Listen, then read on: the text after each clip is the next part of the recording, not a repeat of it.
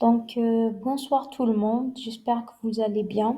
Je me présente, je m'appelle Messaoudi Ludmila, je suis une étudiante au sein de la faculté génie électrique et informatique de l'université Mouloud Memri Tizi Ouzou, spécialement département informatique, spécialité système informatique intelligent. Donc aujourd'hui, je me présente pour faire une petite présentation de mon projet de fin d'études qui est de thème startup et intitulé conception et réalisation d'une plateforme intelligente pour la sécurité et le suivi familial. En fait, je souhaite créer une application qui assure, voilà, la sérénité au sein des foyers. Il faut savoir que j'ai créé un site web vitrine pour voilà les visiteurs pour savoir qui sommes-nous, qu'est-ce qu'on fait, qu'est-ce qu'on propose comme service, quelles sont les personnes que l'on vise, voilà nos tarifs, nos services gratuits, nos services payants, etc. Et on a une application mobile qui est voilà notre application qui contient toutes les fonctionnalités. Au fur et à mesure de l'avancement de cette présentation, vous allez comprendre brièvement ce que fait mon application, qu'est-ce qu'elle propose. Il faut savoir que j'ai fait une étude du marché avant de créer cette application. J'ai fait la conception, je l'ai réalisée et j'ai fait une étude financière pour savoir si je suis rentable dans ce projet ou bien non. Donc moi ici, je vais seulement faire la partie conception. Idée de voir généralement ce que je propose, ce que propose mon application et c'est tout. Donc on va commencer par une conception pour la partie conception et développement. Premièrement, quelles sont les personnes que je souhaite cibler? J'ai premièrement les parents et ensuite j'ai les enfants.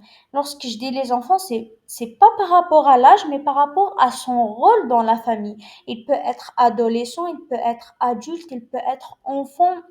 Voilà, vraiment, le terme enfant désigne le rôle au sein d'un foyer ou bien d'une famille. En plus, j'ai les responsables et j'ai les personnes vulnérables. Voilà, si j'ai une amie qui est très malade, qui est faible et je souhaite veiller sur sa sécurité, ben je peux la considérer comme personne vulnérable et moi, tels sont responsables. Donc, voici les rôles que j'ai au sein de mon application. Ensuite, passons à les besoins fonctionnels. Lorsque je dis besoins fonctionnels, en fait, c'est les fonctionnalités clés, les services principaux que je propose au sein de mon application mobile. Premièrement, je propose un suivi au temps réel. Voilà, suivre la localisation et la position de tous les membres de famille au temps réel. Comme ça, les parents, bien les membres de famille peuvent veiller sur la sécurité et la tranquillité d'esprit vis-à-vis de l'emplacement de leurs membres. Voilà, pour adapter leur agenda, par exemple. Ça peut aider entre les parents pour savoir où est ton enfant. Est-ce qu'il est à l'école ou non? Les personnes vulnérables, est-ce qu'ils sont bien arrivés à l'hôpital ou non? Voilà, ce genre de tranquillité, de bienveillance que ça porte cette fonctionnalité. En plus, j'ai intégré une messagerie sécurisée. Pourquoi spécialement? C'est pour assurer une bonne communication entre les membres de famille. C'est vrai qu'il existe plusieurs applications qui assurent la communication telles WhatsApp, Messenger, Instagram, etc. sans les citer toutes. Mais voilà, je voulais créer quelque chose de spécial aux membres de la famille, assez privé, assez conservé, voilà, qui les relie et voilà, auxquels ils peuvent partager leurs données sensibles, par exemple, ça viendrait jamais aux têtes aux personnes, aux hackers, aux personnes qui piratent, voilà, que les informations confidentielles peuvent, ou bien les informations sensibles peuvent circuler à travers une autre plateforme que les plateformes dédiées à la messagerie. Ça, c'est juste qu'un petit détail que je voulais ajouter. Donc, j'ai deux chats. J'ai un chat pour tous les membres de famille et un chat privé entre les responsables et les parents. Voilà. Tel que vous remarquez, j'ai pas créé un chat entre deux personnes. Non, entre plusieurs personnes. Tel que j'ai dit, mon but, c'est la communication, la cohérence et le partage d'informations. J'ai intégré un chatbot intelligent. Pourquoi? C'est pour guider les enfants et les parents, apporter conseils, voilà, aider en cas de besoin. Il peut être thérapeute, il peut être pour les membres de famille, voilà.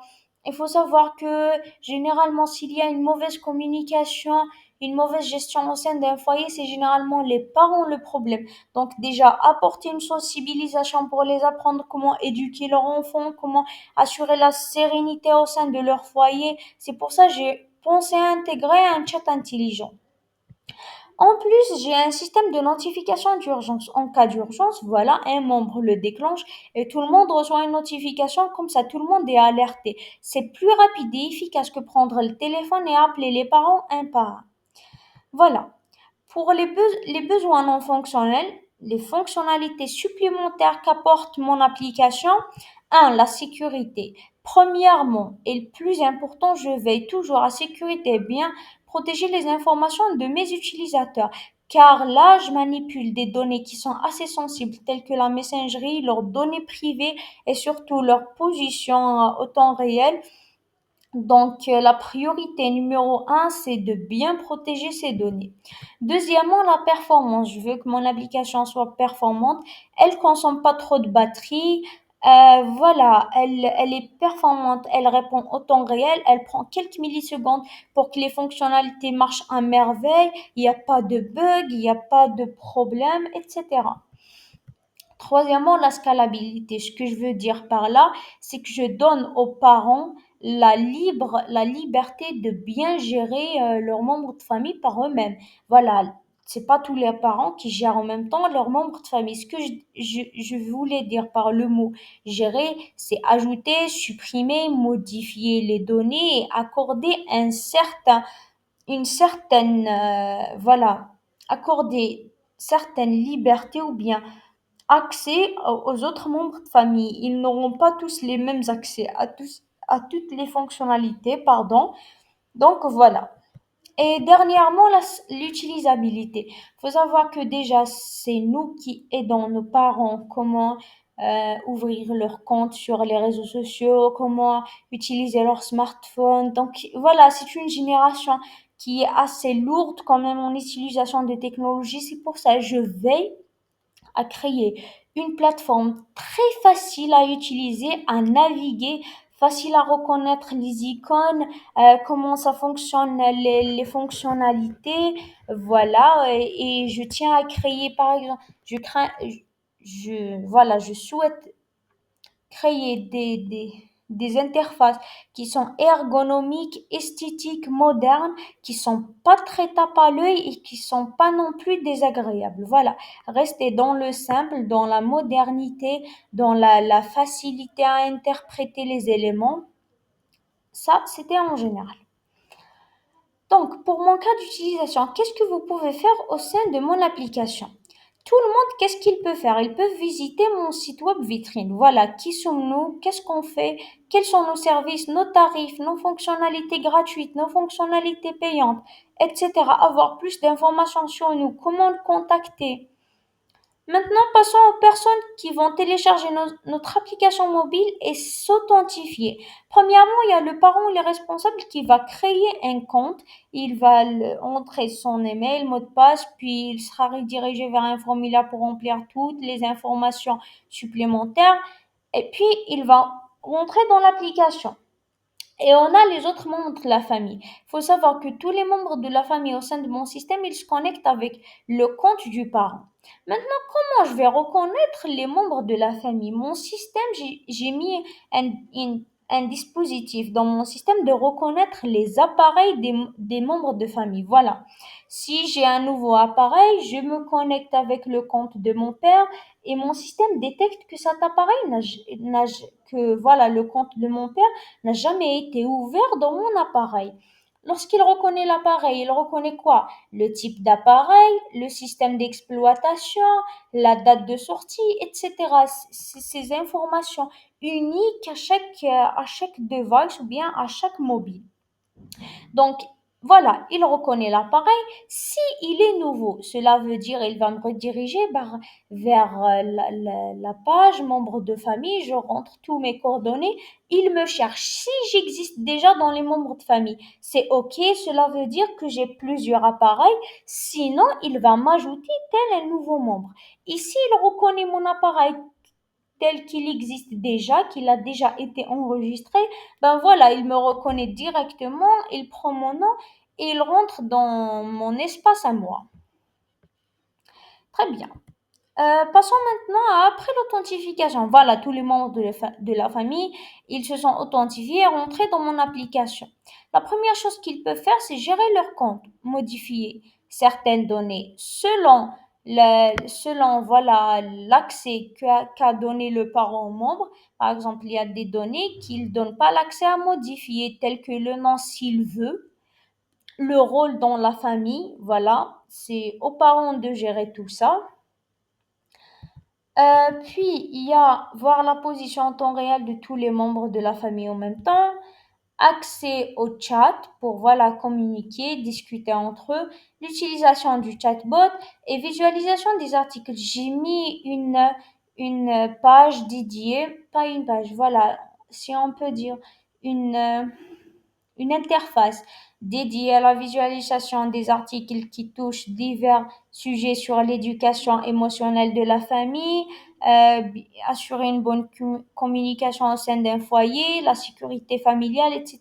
C'est des sujets assez diversifiés juste pour apporter plus de sensibilisation vis-à-vis à avoir un environnement assez sain et positif au sein de la famille.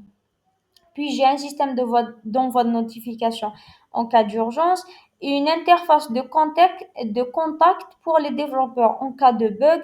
Vous nous contactez en cas voilà, en cas de suggestion d'amélioration ou juste pour donner votre avis. Voilà. Maintenant, les parents, les responsables, en plus de tout cela, ils ont des fonctionnalités encore plus, telles la gestion de profil de tous les membres de la famille, tels que j'ai dit précédemment, et il y a la sélection de zones géographiques. C'est quoi ça? En fait, c'est une carte géographique que j'ai mis à disposition des parents et responsables. Ils cherchent un endroit, ils sélectionnent. Voilà, mon système, il pointe directement vers l'endroit. L'utilisateur lui donne un nom, par exemple, maison, bien école, ou bien nourrice, ou bien voilà.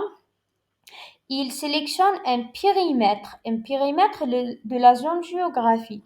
Une fois il l'a sélectionné, il l'enregistre. Si un membre de la famille, il sort ou bien il rentre dans cette zone géographique, le parent, il sera directement alerté. Voilà, si le parent définit une zone géographique appelée école, voilà, à 8 heures, votre enfant est rentré dans la zone école. À 16 heures, par exemple, votre enfant est sorti de la zone école. C'est très très utile comme fonctionnalité. En plus, il y a un chat entre les parents et les responsables. Voilà, pour apporter plus de prix, voilà, plus de privé, si on veut dire, si ça se dit en fait.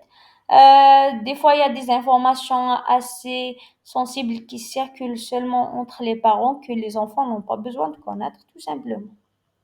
Voilà, ceci a été une petite description de mon application en général, sans trop rentrer dans le détail technique. J'espère que le message a été très clair, que j'ai été très clair, voilà, que c'était compréhensible. Je vous remercie énormément pour votre attention et voilà.